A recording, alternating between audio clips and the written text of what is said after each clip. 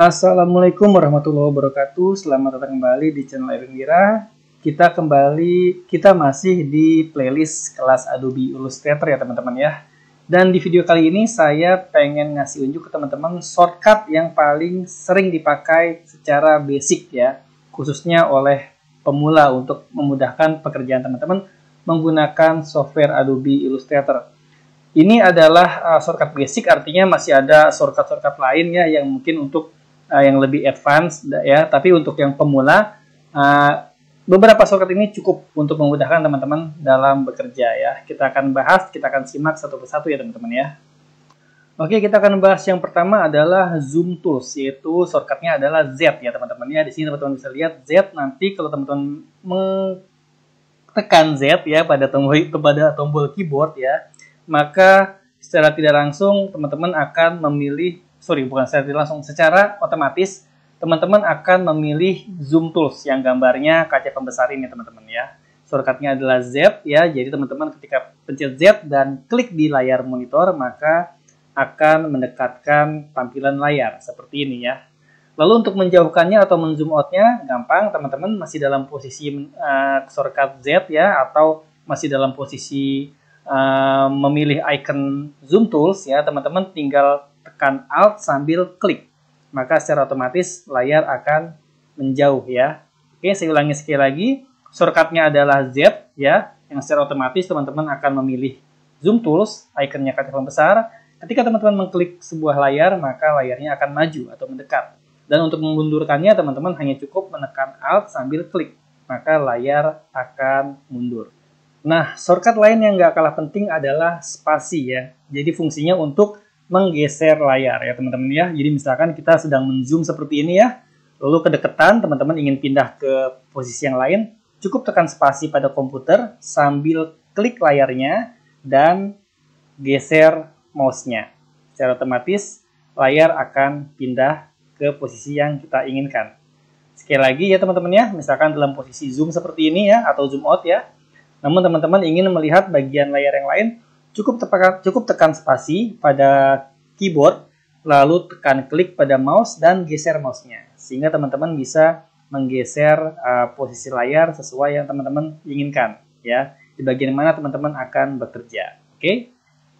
Nah, shortcut yang nggak kalah penting selanjutnya adalah V.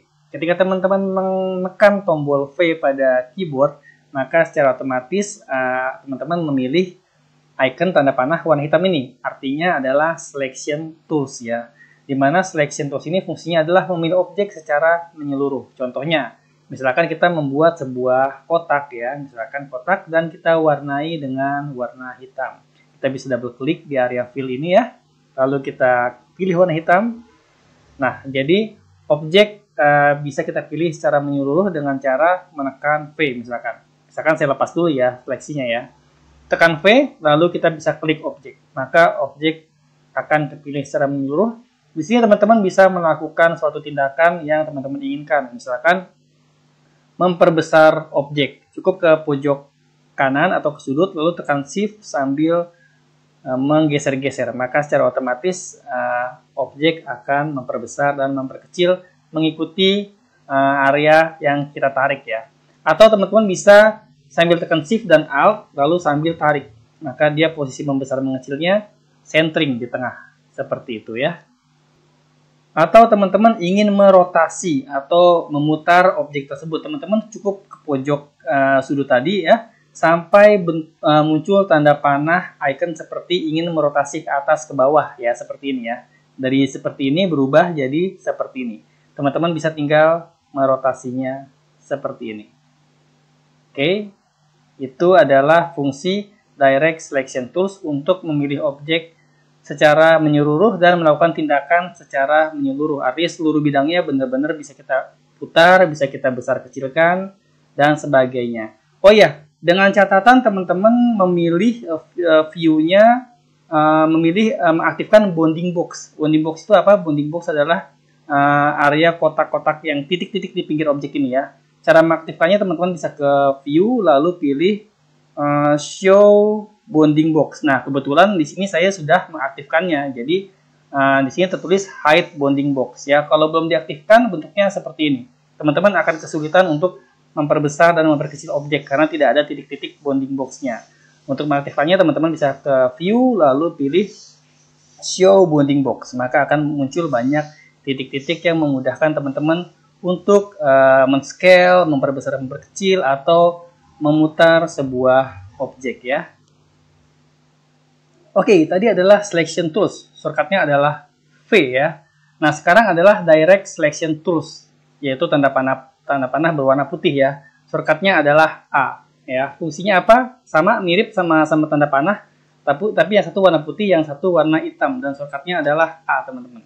Jadi kalau teman-teman menekan A, maka dia akan secara otomatis memilih tanda panah berwarna putih. Sama-sama memilih objek, sama-sama bisa melakukan tindakan dalam objeknya, namun ini adalah melakukan tindakan dan memilih objek secara spesifik atau perbagiannya aja. Kalau tadi kita bisa merubah, memperbesar, kecilkan secara menyeluruh, sekarang perbagiannya. Contohnya misalkan sudutnya aja nih teman-teman, maka kita menggunakan direct selection tools atau tanda panah berwarna putih ini yang shortcutnya A.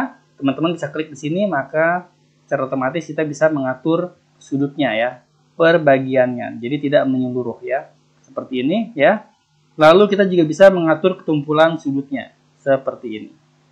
Oke, atau memilih hanya sudut yang tertentu aja, sudut ini aja misalkan. Tinggal ditarik drag seperti ini, lalu kita tinggal atur ketumpulan sudutnya. Maka hanya sudut tertentu aja yang ditumpulkan, tidak semuanya. Oke, jadi paham ya bedanya shortcut V dengan shortcut A. Kalau shortcut V itu untuk objek secara keseluruhan nih, seperti ini ya. Ini shortcut V atau selection tools, dan shortcut A direct selection tools untuk perbagian objeknya.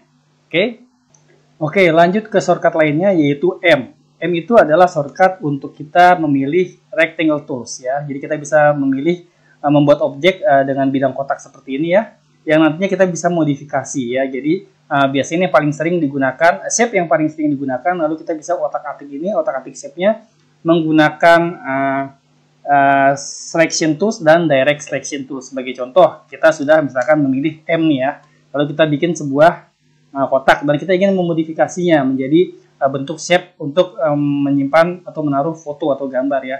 Kita bikin shape yang unik ya, shape yang unik misalkan seperti ini, kita menggunakan direct selection tools atau shortcutnya A ya, seperti ini, dan kita atur ketumpulan sudut bagian ininya saja. Nah, seperti ini ya, dan seperti ini misalkan. Oke, jadi shortcut M adalah salah satu shortcut yang paling sering digunakan dalam membuat shape ya, shape kotak yang nantinya kita bisa modifikasi seunik mungkin. Yang selanjutnya shortcut shape yang gak kalah penting adalah L atau ellipse tools. Kita sering banget menggunakannya dalam membuat sebuah ornamen. Kita tekan L, maka secara otomatis kita akan memilih shape yang lingkaran seperti ini. Kita akan sering menggunakannya untuk membuat objek-objek yang oval yang nantinya kita bisa modifikasi ke bentuk tertentu seperti ini misalkan ya. Lalu kita bisa memodifikasinya misalkan jadi atasnya seperti ini mungkin ya, dan seperti ini ya, untuk membuat sebuah shape tertentu. L atau ellipse tools ya. Shortcut lain yang gak kalah penting adalah P atau pen tools. Teman-teman bisa membuat objek yang dinamis. Kalau tadi kita membuat sebuah objek shape seperti kotak dan lingkaran, kalau pen tools kita bisa lebih dinamis dalam membuat objek. Sebagai contoh, kita bisa klik di satu tempat, lalu klik dan tahan di tempat lain seperti ini misalkan, dan kita klik lagi dan pertemukan seperti ini ya. Lalu kita modifikasi dengan direct selection tools atau shortcutnya A, kita alignkan, kita bikin dia sejajar seperti ini, maka dia akan menjadi sebuah objek yang dinamis. Sebagai contoh ini seperti icon ombak ya, atau bisa kita pakai sebagai sebuah penghias frame dari background seperti ini misalkan. Oke, itu adalah salah satu kegunaan dari pen tools dengan shortcut P ya.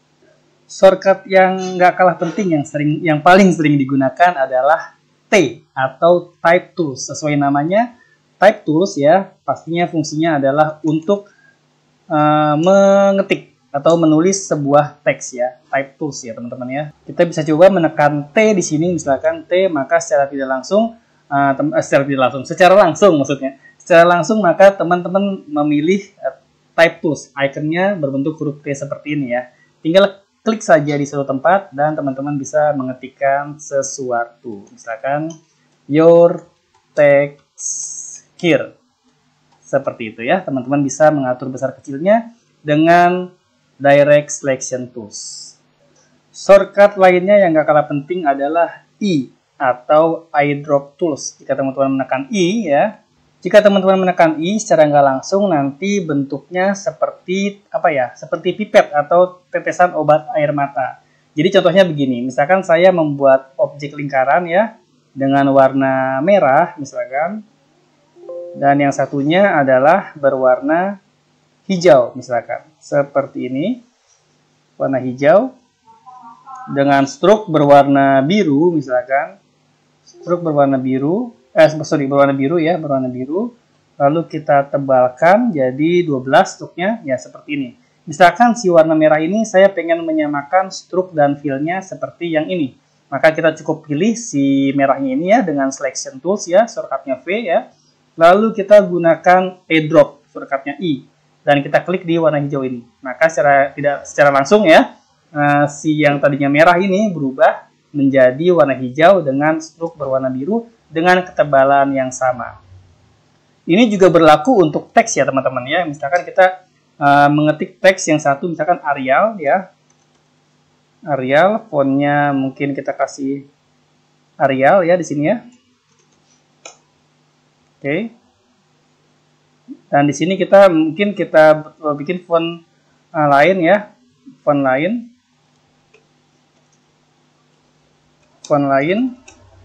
Mungkin font lainnya itu apa ya, kita kasih aja dia misalkan Myriad ya. Ketika kita ingin menyamakan font ya, dengan font lain ini kita ingin samakan dengan Arial ya, maka kita cukup memilihnya dengan selection tools ya, lalu kita tekan I untuk eyedrop ya, dan kita taruh di font yang kita inginkan. Kita ingin merubah font lain ini menjadi Arial, kita klik, maka font ini menjadi Arial ya. Seperti teman-teman lihat di sini menjadi Arial. Shortcut lain yang gak kalah penting dan sering digunakan secara basic adalah klik plus alt plus geser yang fungsinya adalah menduplikat objek sambil menggeser. Sebagai contoh, ketika saya membuat sebuah lingkaran seperti ini ya, lalu saya ingin mengkopinya ya, maka saya cukup dengan klik menggunakan selection tools ya, lalu tekan alt dan geser, maka secara langsung objek akan tercopy. Oke. Selanjutnya adalah Ctrl D, yaitu mengulang tindakan yang sama. Oke, kita contohkan dari yang tadi ya teman-teman ya, dari yang sebelumnya ya. Misalkan saya menduplikat objek ini ya dengan jarak seperti ini.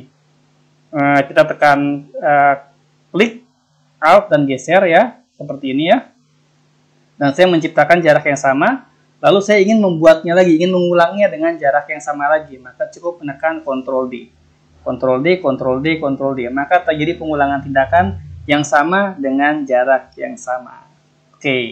Oke, demikianlah teman-teman sebuah shortcut dari tools yang paling sering dipakai, terutama bagi pemula ya. Sebenarnya banyak shortcut lain, namun kelasnya untuk advance ya, atau untuk yang kelas yang lebih tingkat lanjut ya. Jadi, tapi untuk pemula, ini saja cukup untuk bekerja dengan cepat dan mudah ya. Teman-teman bisa screenshot atau mencatat ya shortcut ini di pulpen dan dipraktekkan berulang kali sehingga teman-teman hafal. Nggak harus menghafalkan dalam waktu cepat, cukup mengulang-ulangnya dalam bekerja, maka secara otomatis nanti teman-teman lama-lama akan hafal di luar kepala tanpa harus menghafalnya secara cepat, secara buru-buru. Enggak, jadi cukup praktekkan dalam membuat sesuatu, misalkan membuat ilustrasi, lalu sambil nyontek shortcut ini, lama-lama akan terbiasa. Oke, sampai jumpa di video selanjutnya. Wassalamualaikum warahmatullahi wabarakatuh.